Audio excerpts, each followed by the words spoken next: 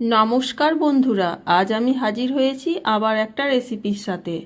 আজ আমি আপনাদের সাথে শেয়ার করব নিরামিষ পালং শাকের ঘন্ট।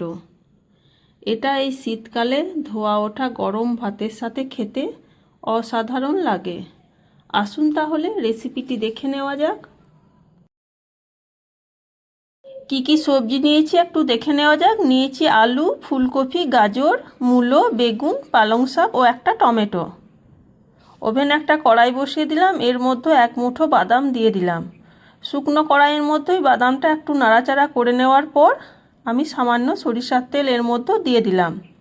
একটু নাড়াচাড়া করে বাদামটা ভাজা হয়ে গেছে, এবার আমি বাদামটা তুলে নেব।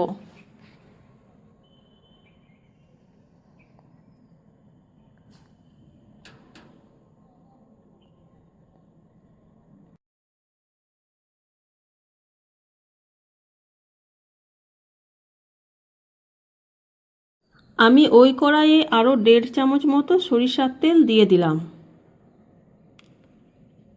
দুটো তেজপাতা, একটা শুকনো লঙ্কা ও সামান্য পরিমাণ 5 ফোড়ন দিয়ে দিলাম।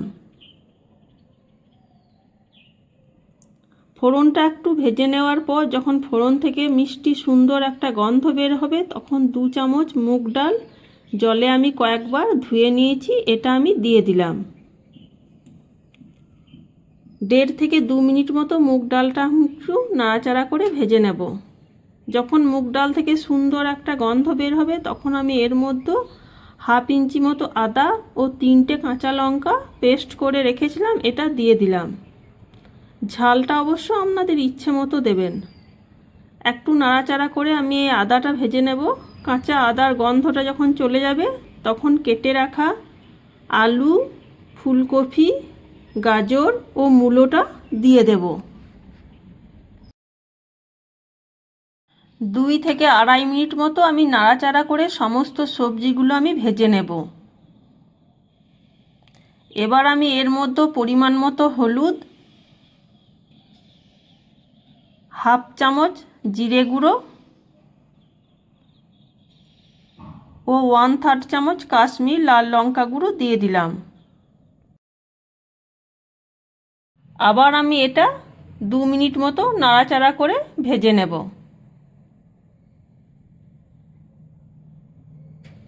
2 মিনিট পর যে পালং শাকগুলো কেটে রেখেছিলাম, এগুলো আমি দিয়ে দিলাম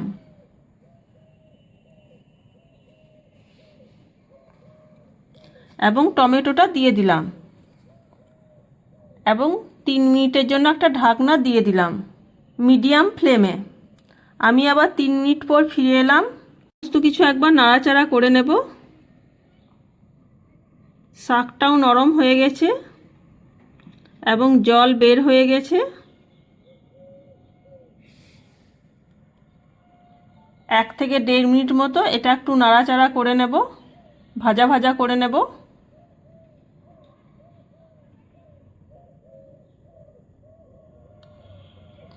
এবার আমি যে বেগুনগুলো ছিল, আমি অন্য কড়াইয়ে বেগুনগুলো একটু ভেজে নিয়েছিলাম, এবার আমি বেগুনগুলো এর মধ্যে দিয়ে দিলাম। স্বাদ মতো লবণ দিয়ে দিলাম। সমস্ত কিছু আর একবার আমি নাড়াচাড়া করে নেব। এবার আমি এটা মিডিয়াম ফ্লেমে 3 মিনিটের জন্য ঢাকনা দিয়ে দেব।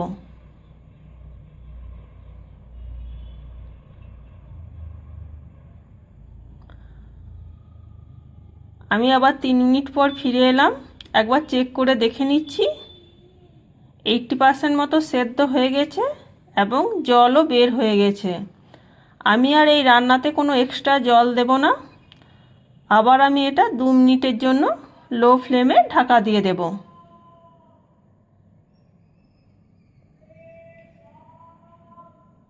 একবার মুগ ডালটা দেখে নিলাম সেদ্ধ হয়েছে নাকি। মুগ ডালটাও সেদ্ধ হয়ে গেছে 80% মতো। আমি আবার 2 মিনিট পর ফিরে এলাম। একবার সমস্ত কিছু নাড়াচাড়া করে নিচ্ছি এবং চেক করে দেখে নিলাম সমস্ত কিছু সেদ্ধ হয়ে গেছে। ফুলকপিটাও সেদ্ধ হয়ে গেছে।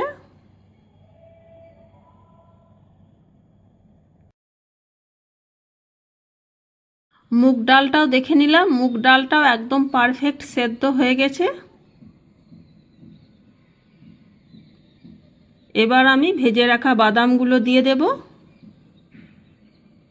এবং হাফ চামচ মতো চিনি দিয়ে দিলাম।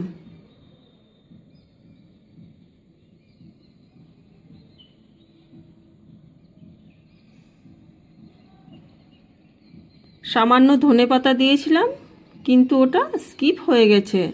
সমস্ত কিছু এবার খুব ভালোভাবে নাড়াচাড়া করে এবার এটা আমি নামিয়ে গরম ভাতের সাথে সার্ভ করে নেব।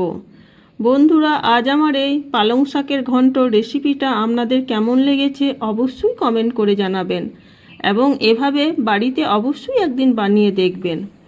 আর আমার রান্নার রেসিপিগুলো যদি আপনাদের ভালো লেগে থাকে তাহলে অবশ্যই লাইক, কমেন্ট এবং বন্ধুদের সাথে শেয়ার করার অনুরোধ থাকলো। এখনও পর্যন্ত আমার চ্যানেলটা যারা সাবস্ক্রাইব করেননি, প্লিজ চ্যানেলটা সাবস্ক্রাইব করে আমার পাশে থাকার অনুরোধ জানাচ্ছি। তাহলে আবার দেখা হবে নতুন কোনো ভিডিওর সাথে।